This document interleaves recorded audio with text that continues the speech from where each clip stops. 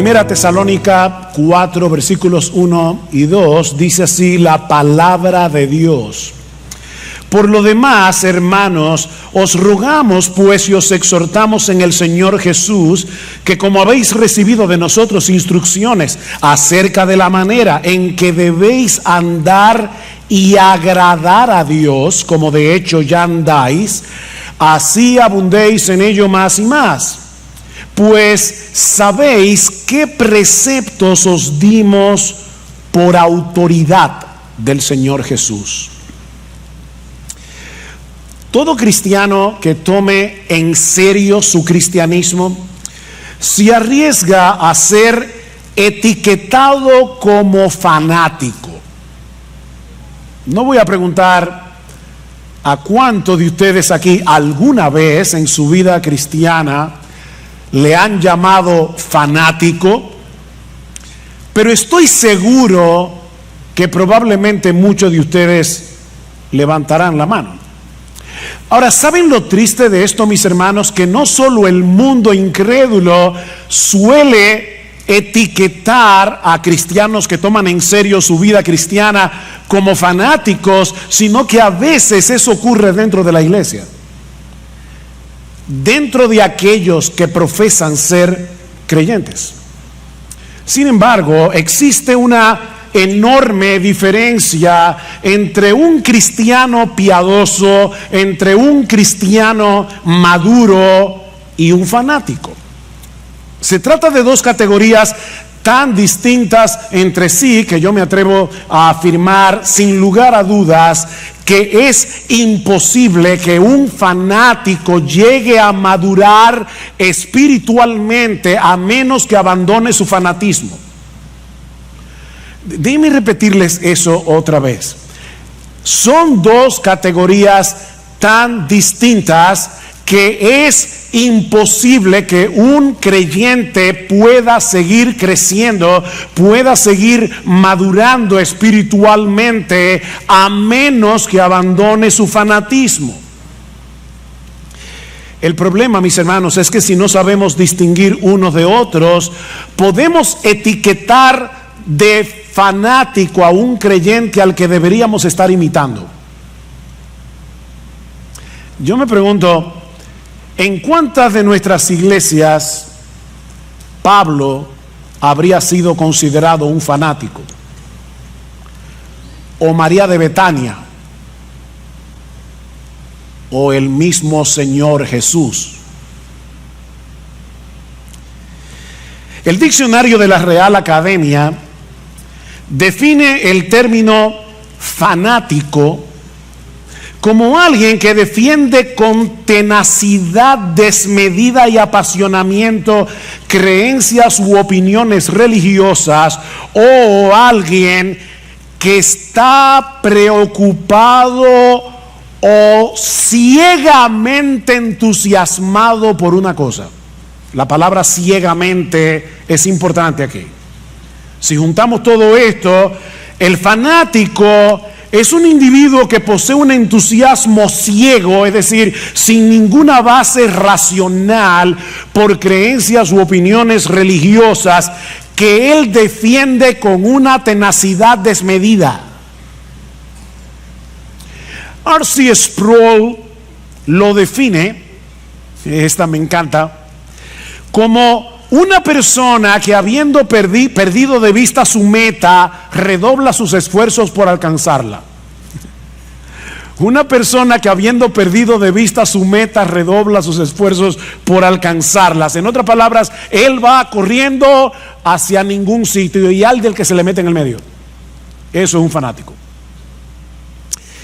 Hermanos, la verdadera piedad también es apasionada. La verdadera piedad es fervorosa, pero a diferencia del fanatismo se trata de una pasión y de un fervor bien informado, bien dirigidos. Usando como referencia la definición de Sproul, el creyente piadoso también se esfuerza para alcanzar una meta, pero no es un entusiasmo ciego, sino que surge de una fe que descansa en lo que Dios ha revelado de sí mismo y de nosotros como cristianos en su palabra. Este creyente, y yo espero poder estar hablando de ti esta mañana, este creyente quiere vivir su vida de tal manera que esa meta trazada por Dios mismo, esa meta suprema, gobierne todo lo que hace, cada decisión que toma, la forma como se relaciona con los demás, absolutamente todo. Ahora, ¿cuál es esa meta? Trazada por Dios. O déjame ponértelo de otra manera. Si tú eres cristiano, si tú profesas ser cristiano, ¿qué es lo que Dios quiere de ti? Bueno, lee otra vez conmigo el versículo 1.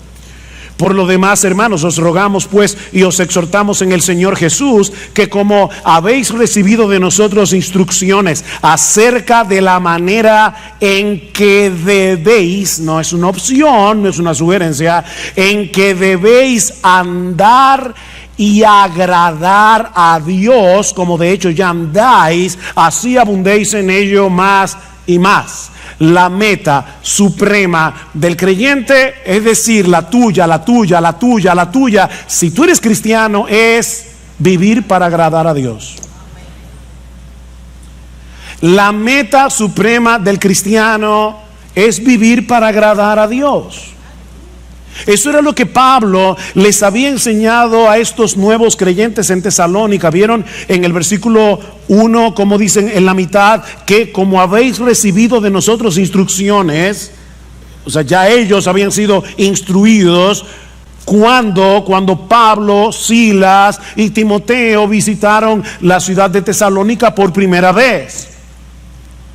Ahora, recuerden, hermanos, que Pablo y su equipo misionero solo estuvieron unas pocas semanas en Tesalónica antes de tener que salir de la ciudad por la persecución que se desató contra ellos. Y en ese breve tiempo, una de las cosas que ellos enseñaron a estos recién convertidos es que ellos debían vivir para agradar a Dios. De hecho, Pablo les recuerda en el capítulo 2, si van conmigo por favor al capítulo 2, en el versículo 10, Pablo dice: vosotros sois testigos y también Dios de cuán santa, justa e irreprensiblemente nos comportamos con vosotros los creyentes, así como sabéis de qué manera os exhortábamos, alentábamos e implorábamos a cada uno de vosotros como un padre lo haría con sus propios hijos, para que anduvierais como es digno del Dios que os ha llamado a su reino y a su gloria. Eso fue lo que Pablo, Silas y Timoteo le enseñaron a estos tesalonicenses recién convertidos en las pocas semanas que tuvieron allí. Compórtense como es digno del Dios que os llamó a su reino y a su gloria. Así que mi hermano, mi hermana, no importa si tú te convertiste hace 30 años, no importa si tú te convertiste hace 2 semanas, la meta suprema de tu vida debe ser agradar a Dios en todo lo que haces. La meta de tu vida es vivir como es digno de ese Dios que en una manera eficaz te llamó personalmente con nombre y apellido para que tú compartas su reino y su gloria. Te repito, yo no sé si te convertiste hace 30, 40, ahora en la actividad que teníamos con los nuevos hermanos de la iglesia que fueron recibidos recientemente. Les decía: bueno, mi nombre es Ugel Michelén, tengo 45 años de convertido. No importa. Y yo me convertí hace 6 meses. No importa. La meta tuya y la mía es exactamente la misma. Yo con 45 años, tú con 6 meses. Vivir para agradar a Dios. Vivir como es digno de ese Dios que nos llamó a ser parte de su reino y de su gloria. En otras palabras, como bien señala un comentarista, debemos vivir en este mundo caído, déjame ponértelo más fácil, según las directrices, los valores, las prioridades y la gloria de tu destino final. Eso fue lo que Pablo, Timoteo y Silas enseñaron a estos creyentes de Tesalónica tan pronto vinieron a Cristo en arrepentimiento y fe. Y ahora que Pablo les escribe esta carta, les dice exactamente lo mismo. Versículo 1 otra vez: por lo demás, hermanos, os rogamos de nuevo y os exhortamos en el Señor Jesús de nuevo, que como habéis recibido instrucción cuando nosotros estábamos con ustedes personalmente en la ciudad, ahora les repito, vivan agradando a Dios. Otra vez, Pablo les ruega. Esa palabra significa pedir encarecidamente. Yo les pido encarecidamente, y luego los exhorta. Esta palabra tiene muchas acepciones en el idioma original, pero podemos traducirla aquí: os ordenamos, como un capitán lo hace con su tropa. Piénsenlo así: que vivan para agradar a Dios. Pablo era un buen pastor, y como un buen pastor, él se dirige a ellos con ternura: os rogamos, y con firmeza os ordenamos. ¿Ven? Ternura y firmeza al mismo tiempo. Y les recuerda que su ruego y su exhortación llevaban el sello de la autoridad del mismo Cristo. Os rogamos y exhortamos en el Señor Jesús. En otras palabras, como aquellos que hablan y escriben en el nombre del Señor Jesús. ¿Recuerdan la gran comisión? Jesús posee toda autoridad en el cielo y en la tierra, y Él es el que nos ruega y nos exhorta por medio de sus apóstoles y ahora por medio de su palabra, que tengamos como meta suprema en nuestras vidas vivir para agradar a Dios. Cuando queremos agradar a una persona, procuramos causarle satisfacción, complacerla, satisfacer sus expectativas, ¿no es así? Bueno, mis hermanos, nuestra meta en la vida, miren qué simple, es causarle satisfacción, es complacer, es satisfacer las expectativas de Dios. Esa es nuestra meta, según lo que Él nos ha revelado en su palabra, no según lo que a mí me parece. Nuestra meta, mis hermanos, no es agradarnos a nosotros mismos. Nuestra meta obviamente no es agradar al mundo. De hecho, Pablo nos dice en Gálatas capítulo 1 versículo 10 que no se puede vivir agradando a Dios y agradando al mundo al mismo tiempo. Eso no se puede. Dice: pues busco ahora el favor de Dios o el de los hombres, pregunta Pablo, o trato de agradar a los hombres. Pues si todavía agradara a los hombres, no sería siervo de Cristo. No se puede ser siervo de Cristo y vivir tratando de agradar a los hombres. Esas dos metas son incompatibles. Es como tratar de ir a Santiago y a Samaná al mismo tiempo. No se puede. Por otro lado, esta meta excluye vivir la vida cristiana en automático. ¿Y eso qué significa? Bueno, tratar de cumplir con una serie de reglas, de deberes, por las reglas y por los deberes en sí mismos. ¿Por qué tú viniste a la iglesia hoy? ¿Por qué cuando los hermanos estaban cantando tú estabas cantando? Porque es lo que se espera de ti como cristiano. Tengo que hacer esto porque eso es lo que el cristiano está supuesto a hacer. No, mis hermanos, no. Hacemos lo que hacemos y dejamos de hacer lo que dejamos de hacer porque nosotros queremos agradar a Dios. Debiste haber venido a la iglesia porque a Dios le agrada que tú vengas. A Dios le agrada que tú vengas. Y eso hace toda la diferencia del mundo entre un fariseo y un cristiano, entre un legalista y un cristiano. Dice John Piper: agradar a Dios no es simplemente un deber religioso, es la esencia misma de la vida humana. O sea, oigan esto, hermanos, una persona, un ser humano que no está viviendo para agradar a Dios es como un reloj que no da la hora.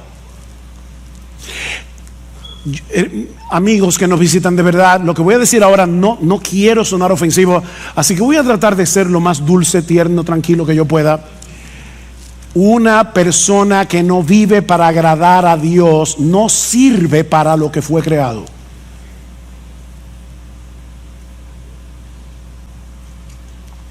Porque agradar a Dios es la esencia de la vida humana.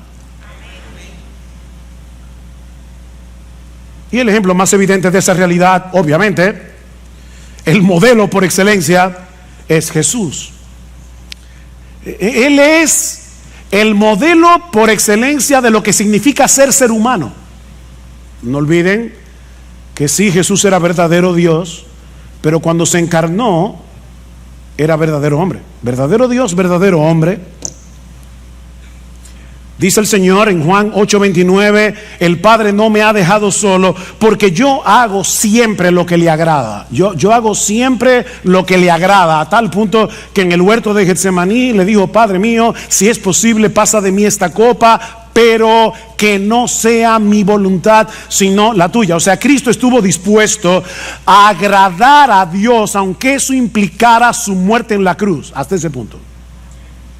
Yo hago siempre lo que le agrada. Jesús no vivió su vida terrenal en automático. Él siempre hizo lo que hizo con una meta delante de sus ojos. Yo quiero agradar a mi Padre que me envió. Bueno, pero eso es Jesús, que era un hombre perfecto, sin pecado. Pero la realidad es que nadie puede agradar a Dios aunque lo intente, pastor. ¿Acaso no dice en Isaías capítulo 64 versículo 6 que todas nuestras justicias son como un trapo de inmundicia delante de Él? El mismo Dios dice en su palabra que todas nuestras justicias son como un trapo de inmundicia. ¿Cómo yo puedo agradar a Dios? Ese es un buen ejemplo de un texto citado fuera de contexto. Y recuerden que un texto fuera de contexto es un pretexto. Si tú lees con cuidado los capítulos que rodean Isaías 64:6, te vas a dar cuenta que Dios está hablando aquí de aquellos que presentaban sus sacrificios sin estar acompañados de una fe sincera y sin tomar en cuenta lo que Dios había prescrito en su palabra acerca de estos sacrificios. En otras palabras, estos israelitas pensaban que el mero hecho de practicar un ritual, el mero hecho de presentar un sacrificio y presentarlo como les diera la gana, eso era suficiente. Pero ese texto no está diciendo que ningún creyente del Antiguo Testamento no podía agradar a Dios. En ese mismo pasaje, y ahí es que uno ve cómo el leer un texto fuera de contexto se convierte en un problema. Porque si tú lees, ¿verdad? Déjenme decirles algo que yo espero que ustedes estén bien despiertos. Pero Isaías 64:6 está después de Isaías 64:5. ¿Lo captaron? Ok. Déjame decirte lo que dice el texto anterior, Isaías 64:5. Saliste al encuentro del que con alegría hacía justicia, de los que se acordaban de ti en tus caminos. Algunos israelitas sí estaban haciendo justicia. Y esas justicias no eran un trapo de inmundicia. ¿Y quiénes eran esos israelitas cuyas obras no eran trapo de inmundicia? Bueno, déjame darte ahora algo más profundo. Isaías 64:6 está después de Isaías 64:5, e Isaías 64:5 está después de Isaías 64:4. Hoy estoy profundo. Y en Isaías 64:4 dice que los que agradan a Dios son aquellos que esperan en Él. Son aquellos que no están tratando de ganarse el favor de Dios a través de sus sacrificios. Son hombres y mujeres que esperan en Dios. De manera, mis hermanos, que si tú le estás predicando el evangelio a una persona que está tratando de ganarse la salvación, que está tratando de ganarse el cielo, está tratando de ganarse el favor de Dios a través de sus obras y no por medio de la fe, tú puedes citarle sin problemas Isaías 64:6 y decirle: ay, lamento decirte que todas tus obras de justicia son como un trapo de inmundicia delante de Dios, no te sirven para nada. Pero si estamos hablando con un creyente justificado solo por gracia, solo por Cristo y solo por medio de la fe, que en dependencia del Espíritu Santo está tratando de agradar a Dios, este versículo no aplica. No aplica. En el mismo texto en el que Pablo dice que la salvación es por gracia, por medio de la fe y no por obras, para que nadie se gloríe, Pablo termina diciendo que somos hechura suya, creados en Cristo Jesús para buenas obras, las cuales Dios preparó de antemano para que anduviésemos en ellas. El cristiano no está tratando de agradar a Dios para ganarse algo, no está tratando de agradar a Dios para ganarse el cielo, para ganarse su favor, sino porque ya fue favorecido de pura gracia, aunque él no lo merecía, porque él confió en la persona y la obra de Cristo. Este creyente quiere vivir para agradar a Dios, dependiendo de la misma gracia que lo salvó. ¿Ven? Él es salvo por gracia, obediente por gracia, hace buenas obras por gracia. Él está dependiendo de la misma gracia que lo salvó. 1 Corintios 15:10, Pablo dice: por la gracia de Dios yo soy lo que soy. Su gracia no ha sido en vano para conmigo. O sea, su gracia ha estado operando en mí para que yo haga todo lo que hago. Es su gracia. En otras palabras, yo quiero convencerte en esta mañana de que tú puedes agradar a Dios. Podemos agradar a Dios porque ya Dios nos capacitó para agradarlo y puso en nosotros por su Espíritu el deseo de hacerlo. Nos capacitó y nos motiva.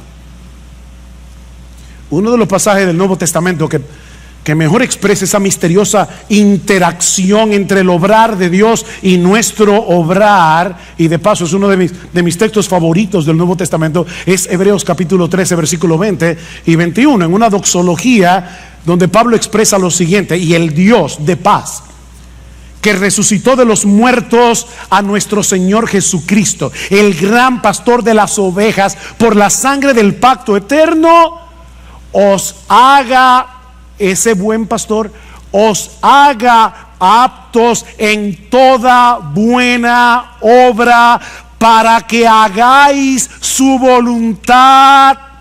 Ahora el misterio: haciendo Él en vosotros lo que es agradable delante de Él por Jesucristo. Haciendo Él en vosotros lo que es agradable delante de Él por Jesucristo, al cual sea la gloria por los siglos de los siglos. Amén. Nuestro gran pastor no solo derramó su sangre por nosotros en la cruz para el perdón de nuestros pecados, sino que ahora Él continúa fortaleciéndonos, Él continúa capacitándonos internamente. Él continúa manteniendo viva nuestra fe para que podamos hacer lo que es agradable para Dios. Insisto en lo de la fe porque la Biblia dice en Hebreos capítulo 11 versículo 6 que sin fe es imposible agradar a Dios. Él está obrando en nuestro obrar y a Dios le agrada ver la obra de su Hijo en nuestro obrar. O como dice Pablo en Filipenses 2:13, Él es el que está produciendo en nosotros el querer como el hacer por su buena voluntad. Esas obras que hacemos en unión con Cristo, en dependencia de Cristo, por el poder de Cristo, no son trapos de inmundicia. No son trapos de inmundicia. De manera que si tú eres un creyente, un verdadero creyente, no solamente puedes, es que tú debes vivir agradando a Dios. No vivas tu vida cristiana en automático, por inercia, haciendo ciertas cosas, dejando de hacer otras, porque eso es lo que se espera de una persona que dice ser cristiana. O sea, no sea como el esposo que el día del aniversario le lleva un ramo de rosas a su esposa porque vio en un anuncio que esa era una de las cosas que un esposo puede hacer para que la esposa no esté en malas el día del aniversario. Ay, gracias mi amor por ese ramo de rosas. No, no te preocupes, es mi deber. Mira, créeme, a tu esposa no le va a hacer ninguna gracia. Porque lo que hace feliz a tu esposa no es el ramo de rosas, es tu deseo de agradarla. Como ella entiende, ¿verdad? El agrado.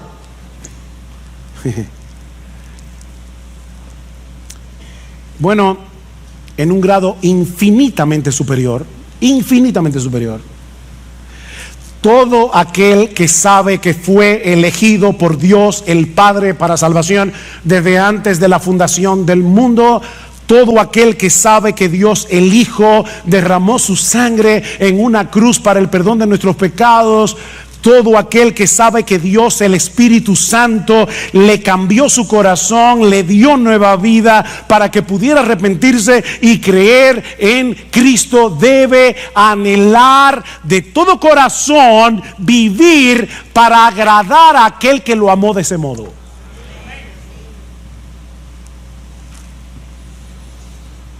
¿Y cómo luce esa vida que agrada a Dios? O planteándolo de otro modo, ¿cómo podemos los creyentes vivir de tal manera que Dios se agrade con nosotros?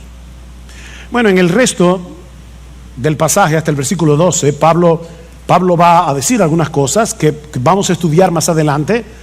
Eso incluye la pureza sexual, versículos 3 al 8.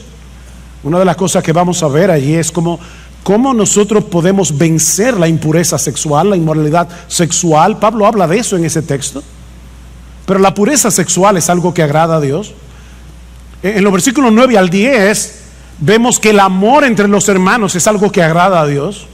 Y ahora sorpréndete, en los versículos 11 y 12 vemos que a Dios le agrada ver a una persona siendo responsable en su trabajo. ¿Tú sabías eso? Que cuando tú eres responsable en tu trabajo, a Dios le agrada eso. Eso lo vamos a ver en el texto. Yo no me estoy inventando nada.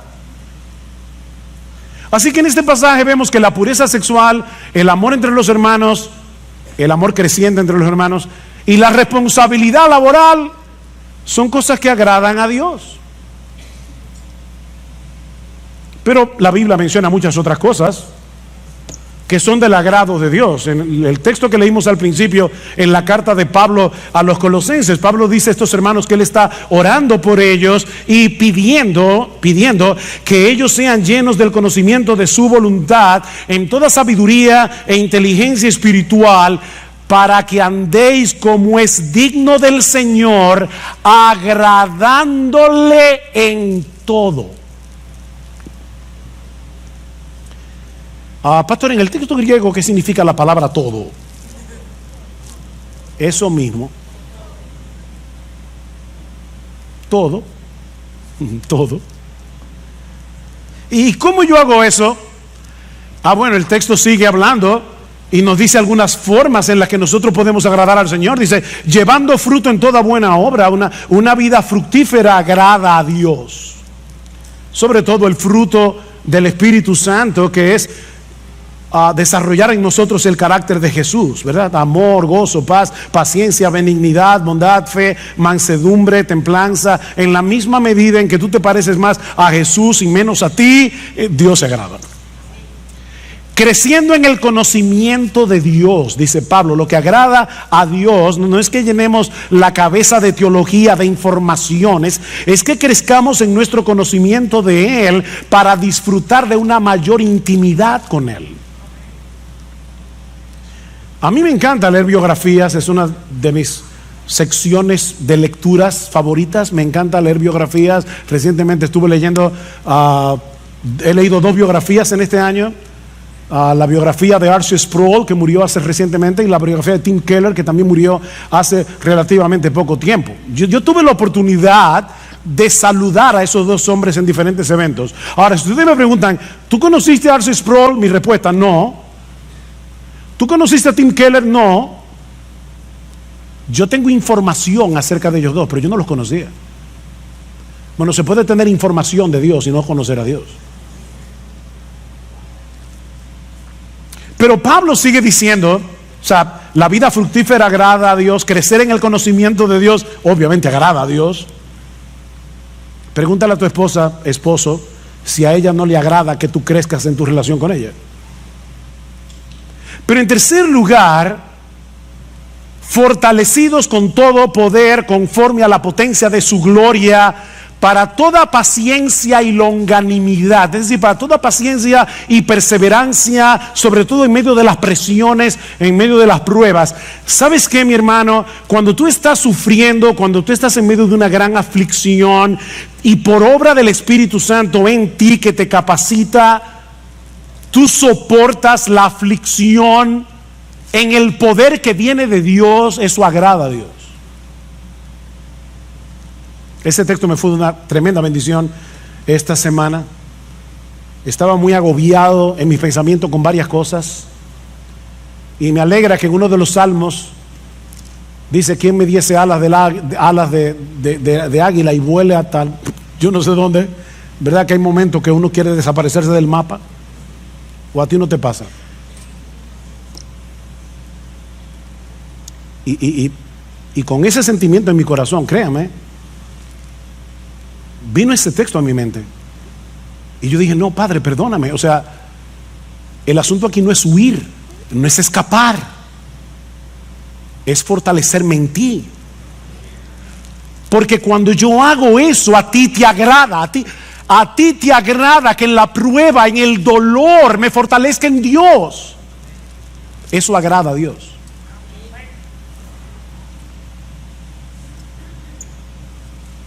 Y sigue diciendo: con gozo, dando gracias al Padre que nos hizo aptos para participar de la herencia de los santos en luz. En otras palabras, una vida gozosa y agradecida agrada a Dios.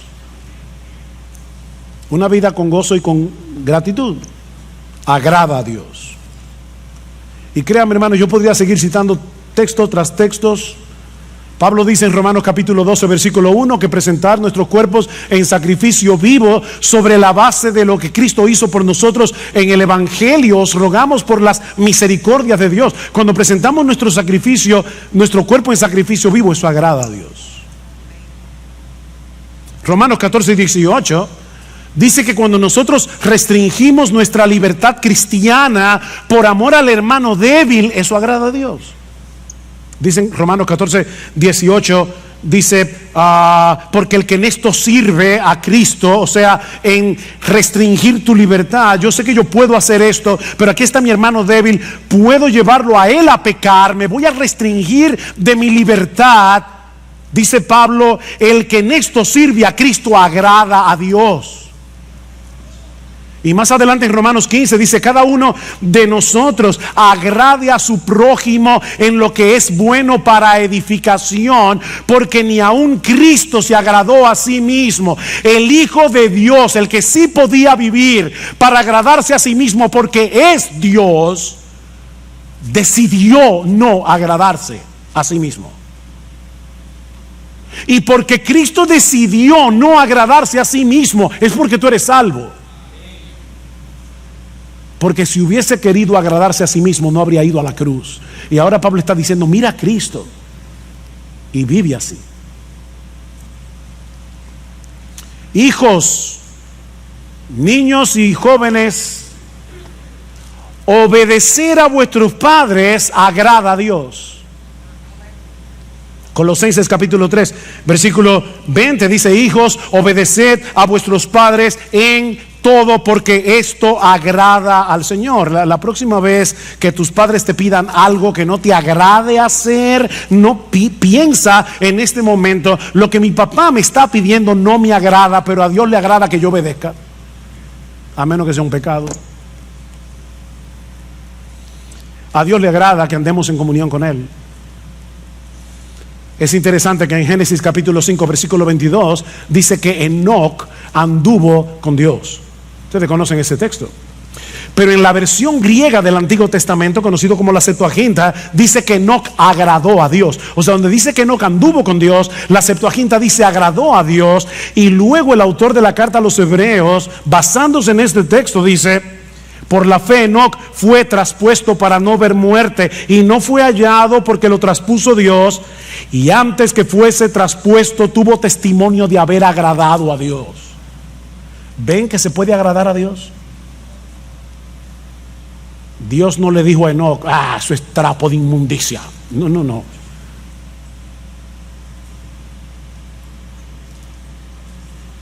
A Dios no le agrada que tú tomes tu Biblia y la leas como un fariseo, porque hay que leer la Biblia. No, Él quiere que tú quieras tener comunión con Él, leyendo su palabra, que quieras tener comunión con Él en oración, que te pases el día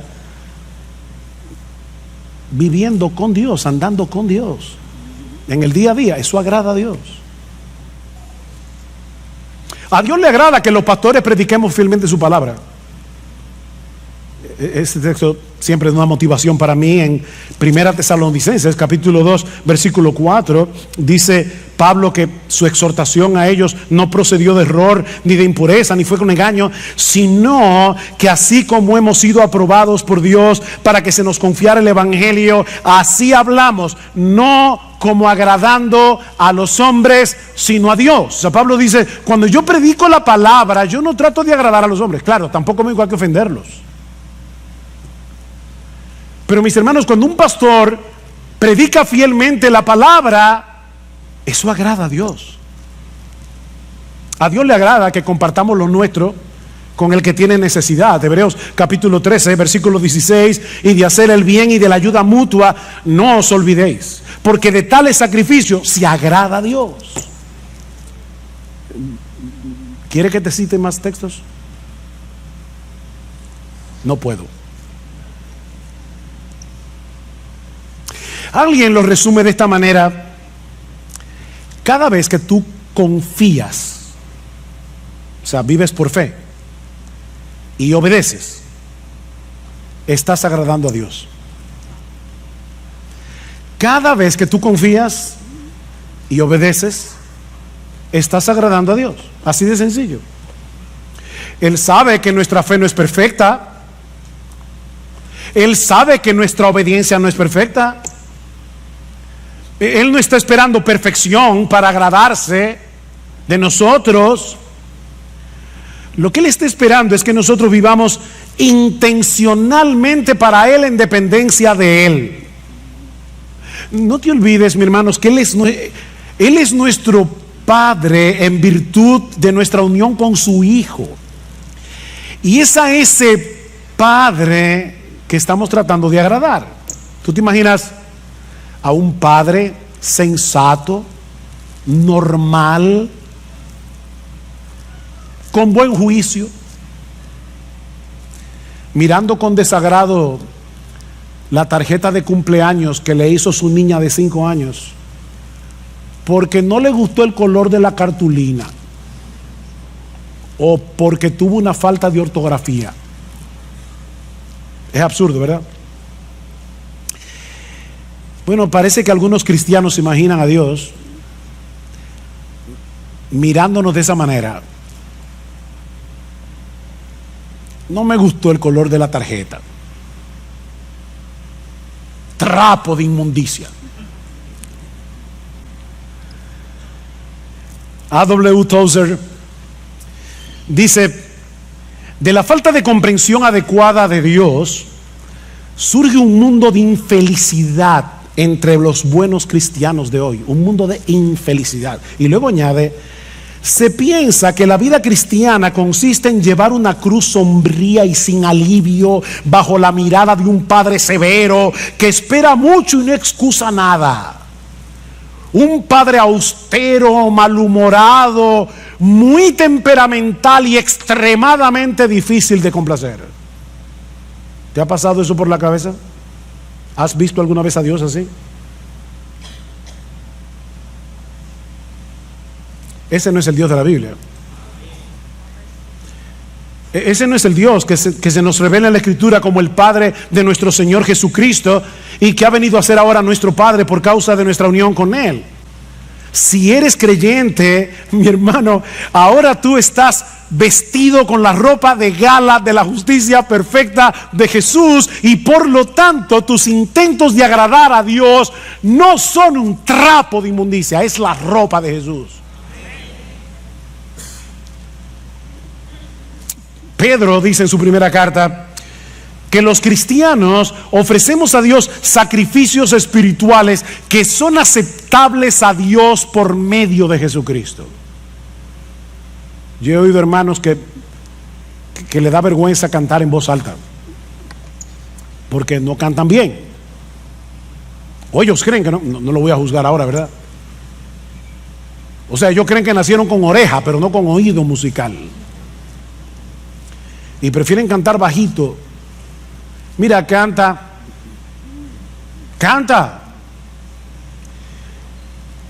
Que tus gallos y tus desafines son lavados por la sangre de Jesús antes de que lleguen al oído del Padre. Tus sacrificios espirituales son aceptables delante de Dios por Jesucristo. Ahora, no me malentiendan, yo no estoy diciendo que podemos darle a Dios cualquier cosa y vamos a esperar que Él se contente con eso. No, yo no estoy diciendo eso. Lo que estoy diciendo, mis hermanos, es que tú y yo, si somos cristianos, debemos entregarle toda nuestra vida viviendo intencionalmente para agradarle a Él, pero sabiendo de antemano que la perfección de Jesús cubrirá todas nuestras imperfecciones. Eso es lo que estamos diciendo. Pero vive para agradar a Dios.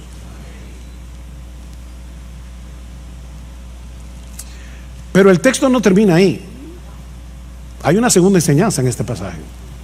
Ya vimos que la meta suprema del cristiano es vivir para agradar a Dios. Pero mucho más brevemente, no os preocupéis, mucho más brevemente, este texto también nos enseña que vivir para agradar a Dios es una meta en constante crecimiento. ¿Qué dice el texto? Por lo demás, hermanos, os rogamos, pues os exhortamos en el Señor Jesús, que como habéis recibido de nosotros instrucciones acerca de la manera en que debéis andar y agradar a Dios, como de hecho ya andáis, así abundéis en ello más y más. Que abunden en eso. La iglesia en Tesalónica era inusual en muchos sentidos. Estos creyentes estaban en un medio sumamente hostil para el cristianismo, rodeados de paganismo y de inmoralidad. Imagínense un grupo de nuevos creyentes en Nueva York, en el Bronx, pleno Manhattan, o en la ciudad de Londres, o cualquiera de esas ciudades súper secularizadas del día de hoy. Así era Tesalónica. Pero desde el momento en que Pablo y su equipo misionero le llevaron el evangelio, lo abrazaron de todo corazón, y dice en el capítulo 1, versículo 7, que ellos llegaron a ser un ejemplo para los creyentes en toda Macedonia y Acaya. O sea, en poquitas semanas esta iglesia llegó a ser una iglesia estable, una iglesia en crecimiento, una iglesia ejemplar. Pero Pablo está empeñado en que no se estancaran espiritualmente. Ya estaban tomando en serio sus vidas cristianas. Ven al versículo 1 otra vez. Dice, como de hecho ya andáis. Ven el paréntesis. Dice, yo les exhorto a que vivan así. De hecho, ustedes están viviendo así. Pero abunden en eso. Abunden en eso. Pablo quiere que la fe de estos hermanos, su piedad, sea desbordante. ¿Qué es lo que significa la palabra abundar? Que desborde como un río. Es la misma palabra que aparece tanto en capítulo 3, versículo 12, como en el capítulo 4, versículo 9 y 10, cuando Pablo dice, ustedes ya se aman mutuamente, pero abunden en eso. Ámense más. Crezcan en su amor. Estiren el corazón. Bueno, lo que Pablo está diciendo es, ya ustedes están viviendo una vida que agrada a Dios. Ya lo están haciendo. Wow, qué elogio para una iglesia. Pero no se den el lujo de quedarse donde están. No se den ese lujo. Iglesia Bíblica del Señor Jesucristo, la vida cristiana es una vida en constante crecimiento. ¿Saben por qué? Porque la meta es llegar a ser igualitos a Jesús. Y eso nunca va a pasar de este lado del cielo. La meta es parecernos a nuestro precioso Señor. En ese sentido, el mismo Pablo es un buen ejemplo a imitar. Escribiendo a los filipenses, Pablo, hermano, Pablo. Algunos dicen que después de Jesús no ha habido en toda la historia de la iglesia un cristiano como Pablo. No ha habido un predicador como Pablo. No ha habido un hombre más apasionado con el evangelio que Pablo. No ha habido un hombre más capaz de sufrir por Cristo que Pablo. Y Pablo dice, yo sigo avanzando por ver si logro asir, o sea, agarrar aquello para lo cual yo también fui asido por Cristo Jesús. Cristo me agarró para algo y mi meta es cumplir eso para lo que Cristo me agarró. Yo no sé para qué Cristo te agarró a ti, mi hermano, pero escucha a Pablo, dice, hermanos, yo mismo no pretendo haberlo ya alcanzado, pero una cosa hago. Un hombre de una sola cosa, una sola meta, una cosa hago, olvidando ciertamente lo que queda atrás y extendiéndome a lo que está delante. Prosigo a la meta, al premio del supremo llamamiento de Dios en Cristo Jesús. ¿Han visto esos corredores cuando están llegando a la meta, sacan el pecho para ser los primeros que rompan la cosa esa, no sé cómo se llama, la cinta? Bueno, eso es lo que Pablo está diciendo. Yo estoy corriendo, pero es con el pecho afuera. Yo quiero romper esa cinta. Bueno, si Pablo no pretendía haberlo alcanzado, saca tu conclusión. Mis hermanos, eso no es fanatismo. Eso no es fanatismo. Yo le dije al principio, me pregunto si Pablo hubiera sido considerado como un fanático por cristianos de una iglesia. Es que tú sabes que Pablo es como que, yo no sé, como que se coge la cosa muy en serio. De verdad, yo creo que Pablo hubiera sido considerado como fanático en nuestras iglesias. Pero mis hermanos, eso no es fanatismo, eso es cristianismo, puro y simple. Ni siquiera quiero que piensen en cristianismo radical. No, quítenle lo radical. Eso es cristianismo sin apellido. Eso es ser cristiano. Vivir para agradar a Dios. Eso es ser cristiano. Ese no es el privilegio de unos cuantos cristianos super espirituales. Una casta que hay en la iglesia. Me llama la atención que escribiéndole a los corintios, nada más y menos que a los corintios, era una iglesia tan madura,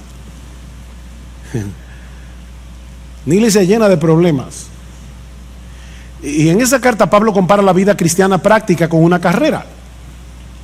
¿Y saben lo que Pablo le dice a esos cristianos de Corinto, de una iglesia tan mala? Corran esta carrera de tal manera que si uno solo va a ser el que se lleve el premio, que seas tú. Vive así. Estamos aquí todos juntos en esta carrera. IBCJ, miembros de IBCJ, todos estamos aquí corriendo. Y ya nos anunciaron que uno solo se va a llevar el premio. Uno solo. Mira, corre. Ah, no, yo sé que va a ser, seguro que va a ser uno de los pastores. No. Porque el mismo Pablo dice en ese texto: yo sigo corriendo y trato de correr bien, no sea que habiendo sido yo heraldo para muchos, después yo sea descalificado en la carrera. Cualquiera de nosotros puede ser descalificado aquí. Corre tú, mi hermano, mi hermana, corre tú, como si fueras el único que fuera a llevarte el premio. ¿No sabéis que los que corren en el estadio, todos a la verdad corren, pero uno solo se lleva el premio? Le dice Pablo a estos creyentes: corred de tal manera que lo obtengáis.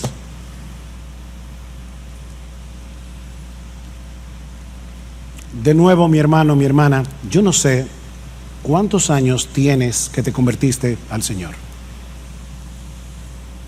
¿10 años? ¿30 años? ¿45 años? ¿15 días? ¿Fue ayer? La meta suprema de tu vida no puede ser otra que procurar intencionalmente agradar a Dios en todo lo que haces. No para ganarte nada de Dios, no para ganarte su favor, no, sino porque ya fuiste favorecido gratis por causa de Jesús. Alguien dijo, y me encanta esta frase, la he repetido otras veces en este púlpito: no trates de impresionar a Dios, que ya Cristo lo impresionó por ti.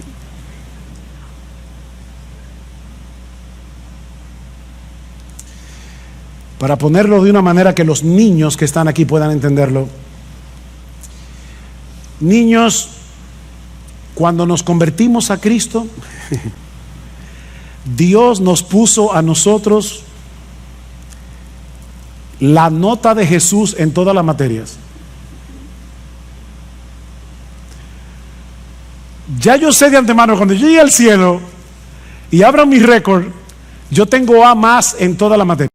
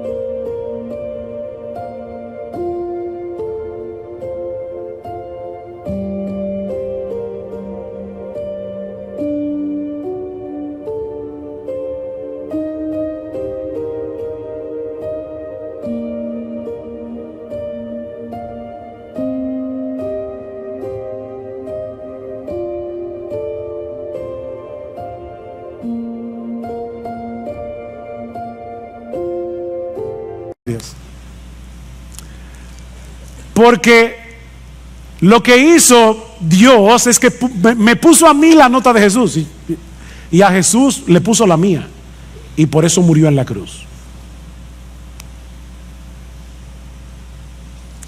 Y es descansando en esa justicia perfecta que ya tenemos en Él, es descansando en esa obra del Espíritu en nosotros, que ahora podemos seguir creciendo en nuestra relación con el Señor. Ahora podemos seguir creciendo en nuestra capacidad de amar a otros.